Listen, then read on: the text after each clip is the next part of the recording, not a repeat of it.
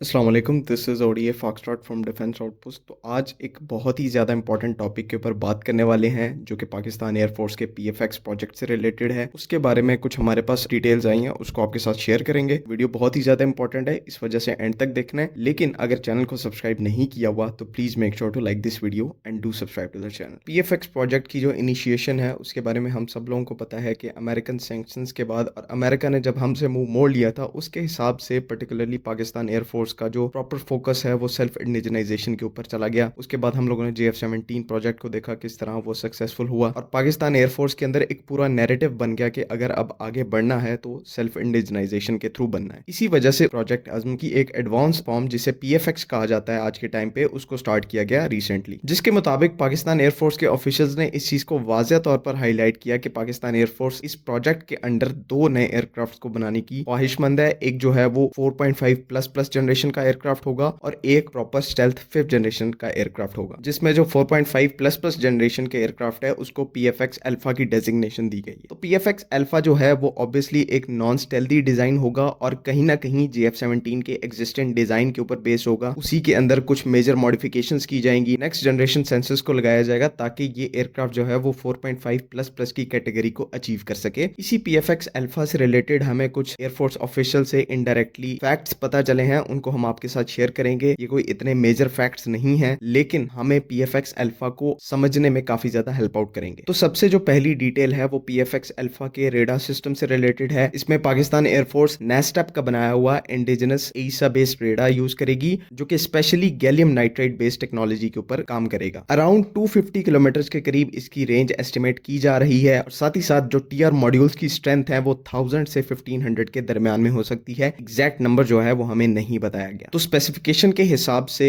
ये जो radar system होगा PFX अल्फा का, ये इसको दुनिया के सबसे बेस्ट एसा रेडार्स के अंदर लाके खड़ा कर देता है बेस्ड ऑन इट्स स्पेसिफिकेशन। और सबसे अच्छी और पॉजिटिव बात ये है कि ये टोटली इंडिजिनाइज्ड टेक्नोलॉजी पे बेस्ड होगा। अगले 2 से 3 साल के अंदर पाकिस्तान एयरफोर्स का कहना है कि वो इस सिस्टम को रोल आउट कर देंगे और फर्दर जो टेस्टिंग का प्रोसेस है उसे इनिशिएट कर दिया जाएगा। दूसरी जो अपडेट है वो एक बहुत ही इंपॉर्टेंट सेंसर से रिलेटेड है। आपको याद होगा कि JF-17 ब्लॉक 3 में इनिशियल रिपोर्ट्स में ये कहा जा रहा था कि एक IRST सेंसर जो है ब्लॉक 3 के अंदर वो लगेगा, लेकिन वहां पर कुछ टेक्निकल कॉम्प्लिकेशंस की वजह से वो सेंसर JF-17 ब्लॉक 3 में नहीं आ सका था। अब PFX अल्फा के अंदर एक डेडिकेटेड पैसिव IRST सेंसर लगाया जाएगा, infrared search and track system. और मजे की बात है ये भी जो सेंसर है ये कंप्लीटली इंडिजिनाइज्ड होगा। पाकिस्तान एयरफोर्स करंटली इस सिस्टम को भी डेवलप कर रही है। IRST सिस्टम की जो रेंज है इस टाइम के ऊपर वो अननोन है, काफी ज्यादा क्लासिफाइड है, तो इसके बारे में अभी तक कुछ नहीं कहा जा सकता। हो सकता है ये जो रेंज है, क्योंकि एक नेक्स्ट जनरेशन पैसिव सेंसर है तो इसकी जो रेंज है वो 100 प्लस किलोमीटर की हो सकती है, जो कि IRST सिस्टम्स के हिसाब से बहुत ज्यादा रेंज होती है। तो ये भी एक ऐसा इंपॉर्टेंट सिस्टम है जो कि PFX अल्फा को आराम से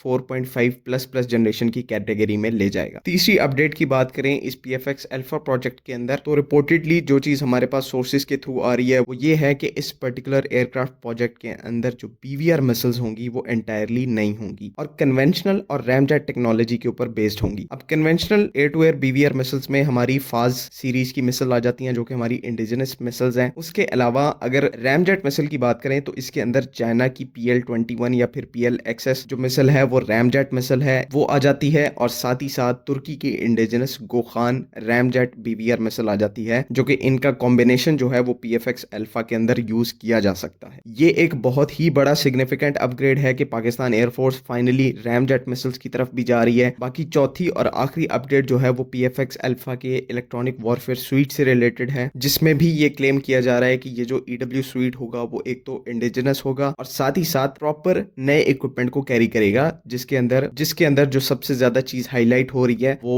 PFX अल्फा के लिए नए एसा बेस्ड स्टैंड ऑफ जैमर्स की है। क्योंकि पहले जो जितने भी JF-17 सीरीज के एयरक्राफ्ट हैं उनके अंदर कन्वेंशनल जैमर्स को यूज किया जाता है, लेकिन अब इस नई अपग्रेड के अंदर इनके अंदर एसा बेस्ड जैमर को लगाया जाएगा जो कि किसी भी किस्म के एसा रेडार या फिर एसा इक्विपमेंट के अगेंस्ट में काफी ज्यादा हेल्पफुल होंगे। तो ओवरऑल ये जितनी भी यहाँ पर मैंने अपडेट्स मेंशन की ये सिर्फ टिप ऑफ द आइसबर्ग है, पूरी डिटेल्स हमारे पास अभी तक मौजूद नहीं है। बहुत थोड़ी इंफॉर्मेशन है जो कि हमारे पास फिल्टर होके आ रही है, लेकिन उस थोड़ी सी इंफॉर्मेशन से भी बहुत ज्यादा हमें चीजें अंडरस्टैंड करने को मिलती हैं कि एक तो पाकिस्तान एयरफोर्स इस पर्टिकुलर एयरक्राफ्ट के साथ प्रॉपर इंडिजिनाइजेशन की तरफ जा रही है और 100 नहीं तो 90% जो इक्विपमेंट ऑन बोर्ड इस एयरक्राफ्ट के होगा वो इंडिजिनाइज्ड होगा और मेड इन पाकिस्तान होगा। ये एक बहुत ही अच्छी और पॉजिटिव न्यूज़ है। साथ ही साथ इस एयरक्राफ्ट को उतनी कैपेबिलिटी दी जा रही है कि ये एयरक्राफ्ट आने वाले 30 टू 40 ईयर्स आराम से इस मॉडर्न एनवायरनमेंट के अंदर अपनी सर्विसेज को परफॉर्म कर सके। उम्मीद है कि यहाँ पर चीज़ें क्लियर हैं। अगर इनमें कोई प्रॉब्लम है तो काइंडली कमेंट्स में ज़रूर पूछें। बाकी अगली वीडियो तक के लिए अल्लाह हाफिज़।